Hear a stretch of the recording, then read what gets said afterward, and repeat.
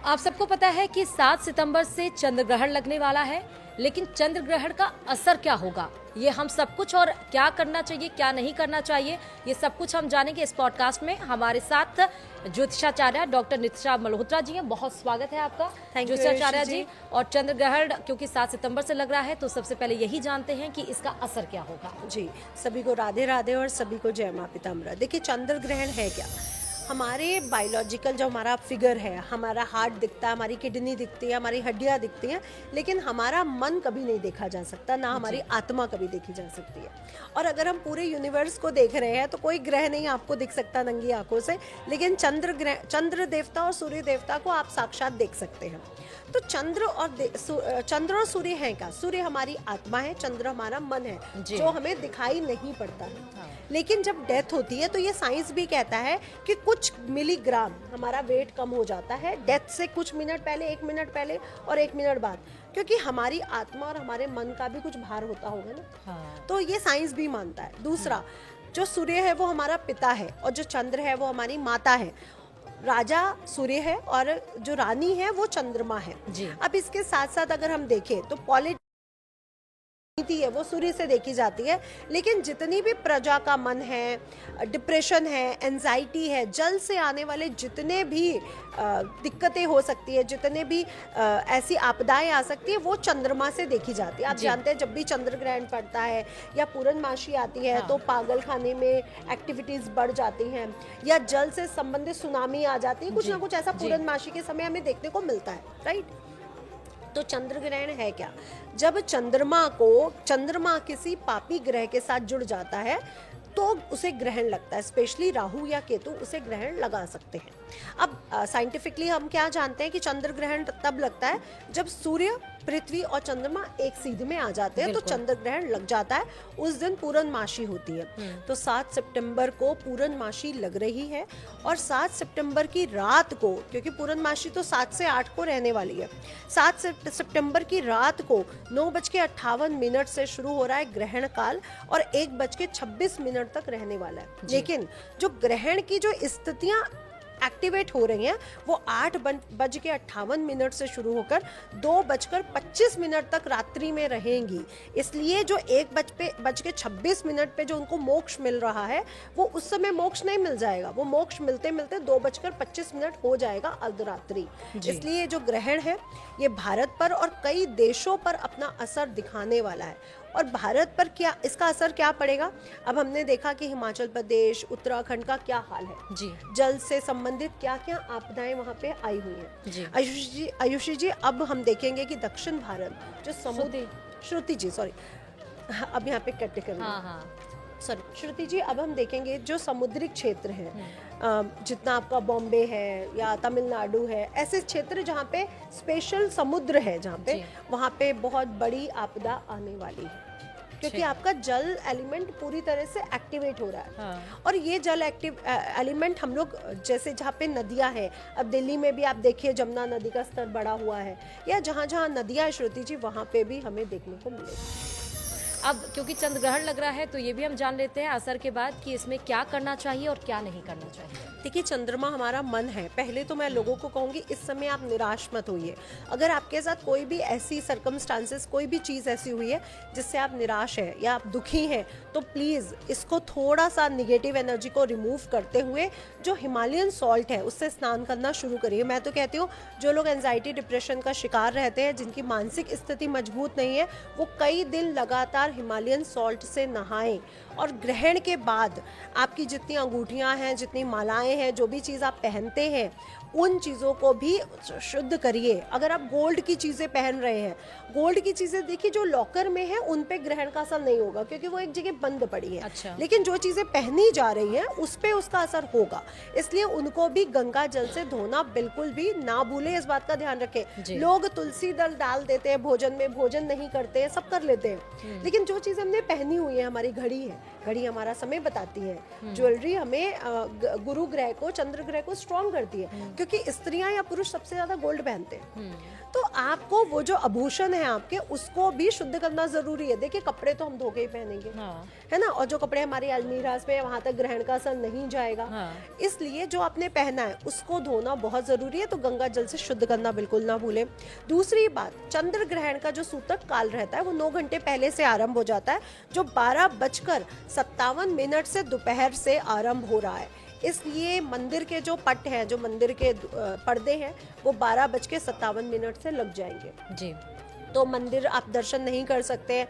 इस दिन आपके पितृपक्ष भी शुरू हो रहे हैं, तो 12-12:30 से पहले आप पितृपक्ष की पूजा अपनी कर सकते हैं। इसके बाद नहीं करनी। आपको जो भी करना है शुभ कार्य, इस दिन किसी का नामकरण संस्कार नहीं होगा, इस दिन कोई भी विवाह, कोई भी शुभ कार्य, क्योंकि पूर्णमासी है तो कई लोग कथा करते हैं विष्णु जी की, कई लोग शुभ कार्य करते हैं, इस दिन कोई भी शुभ कार्य नहीं होगा, ये वर्जित हो जाएगा। सूतक काल से शुरू करके ग्रहण के मोक्ष तक नाखून काटना, सोना, खाना खाना, ये सब वर्जित रहता है। अब आप कहेंगे इतना टाइम तक किसी का भूखे रहना तो बहुत इम्पॉसिबल हो जाएगा कि जल पीना। तो मैं आपसे कहूँगी सूतक काल में आप अगर तुलसी वाला जल या तुलसी वाला भोजन ग्रहण कर रहे हैं तो कर सकते हैं, लेकिन जो ग्रहण काल है यानी 9:58 से पहले भोजन आपको कर लेना है, इसके बाद आपको भोजन नहीं करना है। स्पेशली अगर ध्यान रखें तो पूरे 9 बजे से पहले आपका भोजन हो जाना चाहिए। तो इसका मतलब कि सूतक काल में हमें श्राद्ध भी नहीं करना होगा? सूतक काल नहीं, में क्या श्राद्ध तभी कर मैं कह रही सकते हूँ हैं? 12:30 से पहले आपको श्राद्ध कर लेना है, सूतक काल में श्राद्ध नहीं करना है।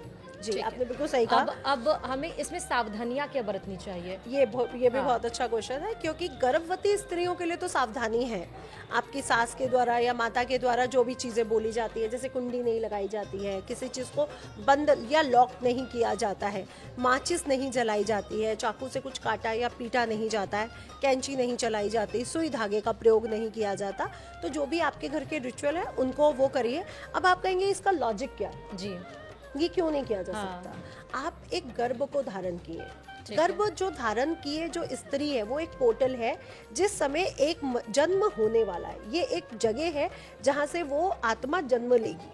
तो आप एक सेंसिटिविटी के उसमें है, इसलिए अगर आप ऐसी चीजें करते हैं, तलवार, चाकू, कैंची का प्रयोग करना, सुई धागे का प्रयोग करना, किसी चीज को लॉक करना, उससे उस शिशु पर उसका असर पड़ता है। कहा जाता है ना, माँ, बच्चा जो मांग रहा होता है ना, माँ को वही खाने की इच्छा होती है। और मैं इस चीज को बहुत अच्छे से फील करती हूँ। मुझे बेसन के लड्डू नॉर्मल है मेरे लिए, मैंने कभी बहुत डिमांड नहीं करी, पर 9 मंथ मैंने अपने बेटे की डिलीवरी में 9 मंथ मैंने लड्डू खाए बेसन के, और बाद में मुझे फील हुआ कि मुझे तो ये अच्छे भी नहीं लगते, मतलब मैं इसके लिए न्यूट्रल हूँ। और वो बच्चे हाँ, और आज भी वो इतना बड़ा हो गया, उसको बेसन के लड्डू बहुत पसंद है। मतलब कुछ दो या ना दो, उनको बेसन के लड्डू दे दो। तो आपको ये समझना पड़ेगा कि जब स्त्री गर्भवती होती है ना, तो वो एक जान नहीं होती है, उसके अंदर 2 जान होती है, और वो दूसरी जान पूरी तरह से एक्टिवेट होती है। आपको वो शिशु दिख नहीं रहा है, लेकिन अंदर से उसकी इच्छा, आत्मा पूरी तरह से काम कर रही है। और श्रुति जी, मैं आपको ग्रहण क्या है ये भी बताना चाहूंगी, क्योंकि मेरा सवाल भी था कि ज्योतिषी में ग्रहण का अर्थ क्या होता है? जी, देखिए ग्रहण क्या है, आपने सांप को केचुली बदलते देखा है। जब उसकी स्किन खराब हो जाती है, जब वो चल नहीं पा रहा होता, उसको आंखों से दिखना बंद हो जाता है, तो वो अपनी केचुली बदल देता है, जिससे वो एक नई ऊर्जा का संचरण उस पे हो जाता है। जी, हम लोग भी जब बूढ़े हो जाते हैं, हमारी हड्डियां खराब हो जाती है, हमारी स्किन खराब हो जाती है, हमें एजिंग आ जाती है, हम अपने शरीर हमारा खराब हो जाता है, तो हमारी मृत्यु हो जाती है, और उसके बाद हम एक नया जन्म लेते हैं। ग्रहण भी बेसिकली यही प्रक्रिया है, जन्म और मृत्यु। यानी हमारी पहले मृत्यु होगी, उसके बाद हमारा जन्म होगा। यानी वो जो मोक्ष बोला जा रहा है वो एक तरह से वो नई उपलब्धि है, नया जन्म है। राइट। तो जब ग्रहण होने वाला होता है तो मृत्यु होने वाली होती है, और जब ग्रहण का मोक्ष होता है तो जन्म होने वाला होता है। तो चंद्र ग्रहण एक ऐसी प्रक्रिया है जिस समय ग्रहण चंद्रमा को लगता है, वो उसको खाता है। ऐसा ही समझाया जाता ना कि उसमें वो जा रहा है, उसने खा लिया और फिर चंद्रमा बाहर निकल आया, यानी एक तरफ से मृत्यु हुई और एक तरफ से जन्म हुआ। इसीलिए कहा जाता है ऋषि मुनियों के द्वारा कि ग्रहण के समय तांत्रिक क्रियाएं, जप क्रियाएं, मानसिक क्रियाएं ज़्यादा करने से उसकी प्रोसेस बढ़ जाती है। इसीलिए क्योंकि इस समय आपके सारे पोर्टल खुल जाते हैं। क्योंकि जब मृत्यु होगी तो वो आत्मा को जाने का रास्ता तो दोगे आप। बिल्कुल। और जब जन्म होगा तो भी हमें रास्ता चाहिए नीचे आने का। तो पोर्टल इस समय खुले होते हैं, इसीलिए तांत्रिक क्रियाएं या बहुत सारे जो क्रियाएं हैं इसी समय होती है। आपने सुना होगा मूवीज में भी कि चंद्र ग्रहण की रात है और ये होगा वो होगा, ये बस फैक्ट है और ये बात की सच्चाई है। इस समय पोर्टल खुले होने के कारण सबसे ज़्यादा क्रियाएं होती है। और नॉर्मल मनुष्य इस समय क्या करे, मानसिक जाप करे आप अपने कुल देवी का, इष्ट देवी का, जिससे भी आप प्रभावित हैं, गणेश जी, शिव जी, विष्णु जी, उनके मंत्रों का जाप करके उस ग्रह को बल दे कि चंद्र ग्रह को हम ये बल दे रहे हैं। इससे क्या होगा, जब चंद्र ग्रह मोक्ष के प्रति आगे बढ़ेंगे वो हमारी मानसिक स्थितियों को, हमारे मन को संभालेंगे, क्योंकि वो हमारी जन्म कुंडली में, हमारे शरीर में मन के स्वामी है। तो आपने देखा एंजाइटी डिप्रेशन के बाद जब हमें निगेटिविटी हमसे रिमूव हो जाती है तो हमें एक नई ऊर्जा मिलती है, चलो कल से ये काम करते हैं। तो चंद्र ग्रहण के समय मंत्रों का जाप करने से आपको भी ये बल मिल सकता है। बिल्कुल। तो आपको क्या करना है चंद्र ग्रहण में, ये आपने समझा। अब मेरा ये आखिरी सवाल है चंद्र ग्रहण से कि कुंडली में ग्रहण दोष क्या है? जी, ये भी बहुत अच्छा क्वेश्चन है। जब भी आपकी कुंडली में चंद्रमा, केतु या राहु के साथ होगा जी, आपकी कुंडली में ग्रहण दोष होगा। अच्छा। लेकिन ग्रहण दोष में एक भ्रांति बड़ी फैलाई जाती है कि चंद्रमा राहु या केतु के साथ है तो आपको ग्रहण लग गया। देखिए, ग्रहण में 3 प्लैनेट का होना बहुत जरूरी है। पृथ्वी की जगह तो हम राहु केतु को ले रहे हैं, लेकिन सूर्य का होना भी तो जरूरी है ना, क्योंकि जब भी चंद्र ग्रहण लगता है तो सूर्य हमसे 180 डिग्री पर होता है चंद्रमा से, और जब भी सूर्य ग्रहण लगता है तो चंद्रमा और सूर्य एक साथ होते हैं। तो जब भी आप अपनी कुंडली देखें, अगर आपको चंद्र ग्रहण है तो चंद्रमा केतु के साथ होगा और सूर्य आपकी कुंडली में चंद्रमा से 180 डिग्री यानी 7th बैठा होगा, तभी आपको चंद्र ग्रहण है। अगर आप सूर्य ग्रहण देख रहे हैं, सूर्य चंद्रमा एक साथ होंगे, साथ में राहु या शनि होगा। स्पेशली राहु होने पर आपको सूर्य ग्रहण माना जाएगा। लेकिन अगर चंद्रमा सूर्य के साथ नहीं है और आपकी कुंडली में सूर्य राहु इकट्ठे हैं तो आपको सूर्य ग्रहण नहीं है। इसलिए खुश हो जाइए, ये एक भ्रम को फैलाया जाता है, ये मिथ्य है कि सिर्फ सूर्य और राहु सूर्य ग्रहण या चंद्रमा और केतु चंद्र ग्रहण बनाते। इसके लिए सूर्य का भी वहां पर होना बहुत जरूरी है। इसलिए इस भ्रम को भी हटाया जा रहा है आपके पॉडकास्ट के थ्रू, क्योंकि लोग बहुत डरते हैं, हमारी कुंडली में तो सूर्य राहु इकट्ठे हैं। अरे चंद्रमा जब तक 180 डिग्री नहीं है, पूर्णमासी का जन्म नहीं है, तो ग्रहण कैसा? ग्रहण तो तब लगेगा ना जब अमावस्या होगी या पूर्णमासी होगी, राइट। तो आपको ग्रहण नहीं लग सकता। जी ठीक है, तो चंद्र ग्रहण के बारे में आपको क्या करना चाहिए, क्या नहीं करना चाहिए, हमने सब कुछ बारीकी से जाना ज्योतिषाचार्य डॉक्टर निशा मल्होत्रा जी से। बहुत बहुत शुक्रिया आपका इस पॉडकास्ट में चंद्र ग्रहण के बारे में सब कुछ डिस्कस करने के लिए। फिलहाल इस पॉडकास्ट में इतना ही। नमस्कार।